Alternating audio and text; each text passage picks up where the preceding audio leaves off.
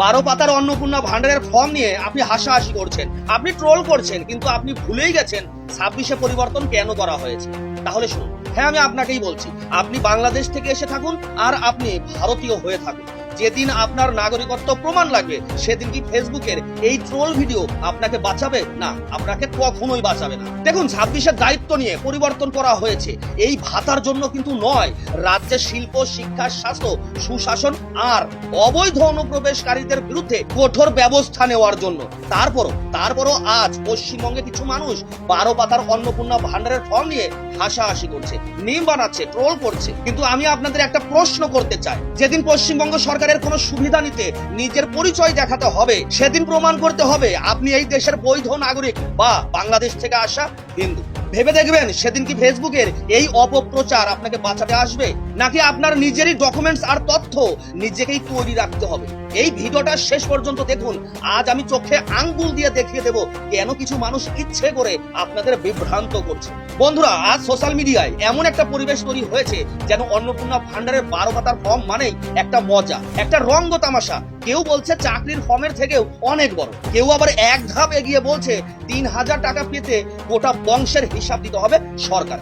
আর কিছু মানুষ না বুঝেই সেই সব ভিডিও প্রচুর পরিমাণে শেয়ার করছে, কারণ এই ফর্মে উল্লেখিত যা রয়েছে তা ঠিক এইরকম: আবেদনকারীর ব্যক্তিগত তথ্য, পরিবারের সদস্যের তথ্য, আধার, ভোটার আইডি, নাগরিকত্ব ও ভোটার তথ্য, ব্যাংক তথ্য, আয় ও পেশা, পরিবারের কেউ সরকারি সুবিধা পাচ্ছে কিনা, ঠিকানা ও আবাসন তথ্য, স্বাক্ষর ও ঘোষণা, ভেরিফিকেশন অংশ, চাকরির তথ্য, পরিবারের কেউ সরকারি চাকরি করে কিনা, কার নাম ভোটার তালিকায় আছে বা নেই, সিএএ, এসআইআর সংক্রান্ত তথ্য। এখন আমি একটা কথা পরিষ্কার করে বলতে চাই, যে মানুষ নিজের ভবিষ্যৎ নিয়ে সচেতন সে কখনোই নিজের তথ্য ভিত্তিক ডকুমেন্টস নিয়ে হাসাহাসি করে না। একবার ভেবে দেখুন, আজ আধার কার্ড দরকার, ভোটার কার্ড দরকার, রেশন কার্ড দরকার, ব্যাংক অ্যাকাউন্ট দরকার, ডিজিটাল পরিচয় দরকার, সরকারি স্কিম নিতে তথ্য দরকার। তাহলে সরকার যদি একটা কেন্দ্রীভূত ডাটাবেস তৈরি করতে চায়, সেখানে পরিবারের তথ্য, পরিচয়, সামাজিক অবস্থা, সরকারি সুবিধা সব একসাথে থাকবে, তাহলে সেটা কি শুধুই একটা ফর্ম, নাকি আগামী দিনের প্রশাসনিক ভিত্তি? আপনারা যারা ট্রোল করছেন, একটা কথা বলুন তো, দেশের যত জাল রেশন কার্ড ধরা পড়েছে, যত ভুয়ো সুবিধাভোগীর নাম উঠে এসেছে, সেগুলো কি এমনি হয়েছে? ভেরিফিকেশন লাগবে না, তথ্য যাচাই লাগবে না। এই ব্যক্তিকে একবার দেখুন, লক্ষ্মীর ভান্ডার পেত। হ্যাঁ, মমতা বন্দ্যোপাধ্যায়ের শাসনে এই ব্যক্তি লক্ষ্মীর ভান্ডার পেত। এখন যারা 12 পাতার ফর্ম নিয়ে ট্রোল করছে, তারা মূলত কি বোঝানোর চেষ্টা করছে? লক্ষ্মীর ভান্ডারের মতো অন্নপূর্ণা ভান্ডারও ঠিক এমন ভাবেই দেওয়া হোক। একটা কথা মনে রেখো, আজ যারা 12 পাতার ফর্ম দেখে হাসছে, কাল তারাই বলবে সরকার জানলো কিভাবে কে আসল আর কে ভুয়ো। দেখুন, আমার ব্যক্তিগত মতামত, সরকার যা করছে একদম ঠিক কাজ করছে।